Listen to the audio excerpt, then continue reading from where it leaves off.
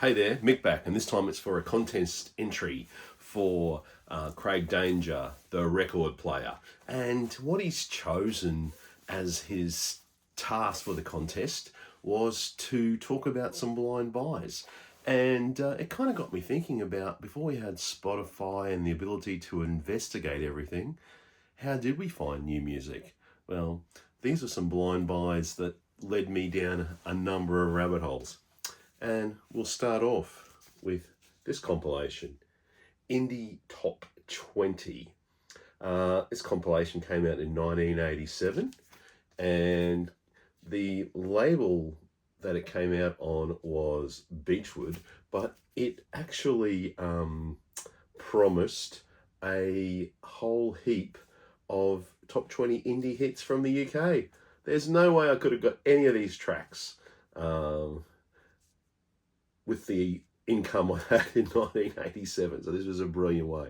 More importantly for me, it exposed me to everything from the Brilliant Corners and the Flatmates and the Chesterfields with their indie pop classic Ask Johnny D, but also the Beatmasters and the Cookie Crew, and Pop Will Eat Itself covering F-111 Love Missile, the Sputnik song. Anywho, I bought this blind, knowing full well I'm going to like some of this, and that got to fuel some compilation albums that I'd make on tape for my friends going forward. Okay, second one, similar theme. This time we hit New Zealand, and this one's called It's Bigger Than Both of Us, named from the Blam Blam Blam song, Don't Fight It Marsha, It's Bigger Than Both of Us. You get, once again, 2 LPs of indie hits.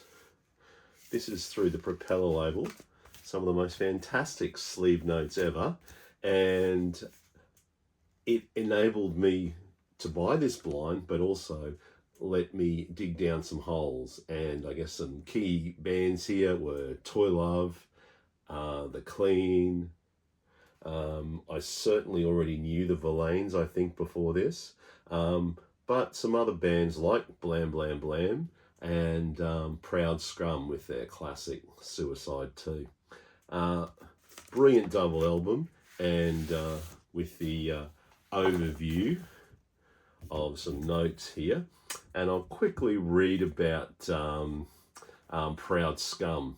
The world's most polished garage band and one of the funniest. This 45 about their former guitarist was also one side of the debut single on Ripper, and therefore the first local punk indie single. And they talk about, as Toy Love were to the Windsor, so Proud Love were to the Occidental.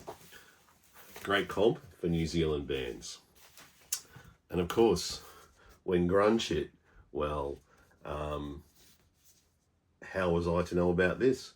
Well, this blind buy was on Waterfront Records, a label I trusted to some degree at that point in time, and it is a compilation of the first couple of key sub pop singles. So most importantly, you get Mudhoney with Touch Me I'm Sick, but you also got to hear Soundgarden, which weren't a particular fave, but Blood Circus, Swallow, and more importantly, Tad.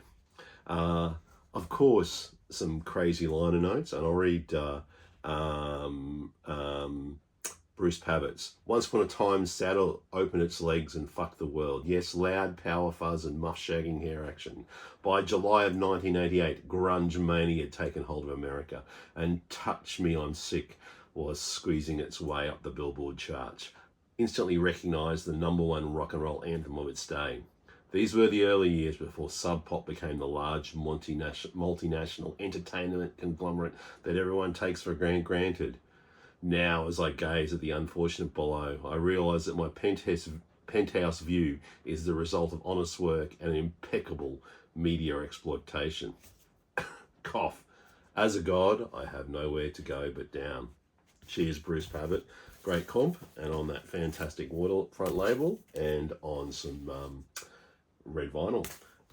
What we have up next is my intro to the world of scuzz punk or Kill by Death punk, my favourite type of punk. And this album's called Feel Lucky Punk, and obviously the Clint Eastwood characters featuring. It's a single album, and it's got some real classics on it. My all-time favourite here would be Unnatural Acts. They Saved Hitler's Brain. You get the Freestone with Bummer Bitch. You get Mad, I Hate Music. You get some Queers tracks. You get a couple of Australian classics. I think I own The Leftovers 7-inch at this point in time, but certainly a blind buy into the world of Killed by Death punk before it was a thing. So I felt lucky to be part of that punk. And there we go, a nice boot label. Okay, the other major sort of blind buys I do is I'm prepared to cop a tip-off, particularly from some of my favourite artists. And in this case, for Jimmy Lyons, it was via Thurston Moore and his Free Jazz Top 10. Now, he didn't name this album specifically, but in the days before the internet, I'm at a record fair. I know about this BYG actual label, but I can't remember exactly what was in Thurston Moore's recommended free jazz albums. I think that came out in Grand Raw magazine. So I got half the story right. He did recommend Dave Burrell's Echoes from BYG, but he also talked about Jimmy Lyons in the context of other great artists, and mentioned about him in the Cecil Taylor entry in his Free Jazz Top 10. Anyway, a great lineup. You get Lester Bowie, you get Alan Silver, but most of all, you get Jimmy Lyons, and sometimes you've got to take a tip from your favourite artists, and that's, I guess, a blind buy because you've got some faith in them. And for the album that I bought blindly, that I shouldn't have, and I probably knew it wasn't going to be any good, is a John McLaughlin 1981 album. Now, John McLaughlin was part of the Mahavishnu Orchestra and has released a number of fantastic solo albums. However, that picture, yeah, it said it all. Anywho, when you're faced with a $2 decision, you do make them this way. And the worst thing for me is it's not so much having the album, it's like, I don't want to give it up. And the other thing is, it is taking up space, so who knows? It's not really worth anything to anyone.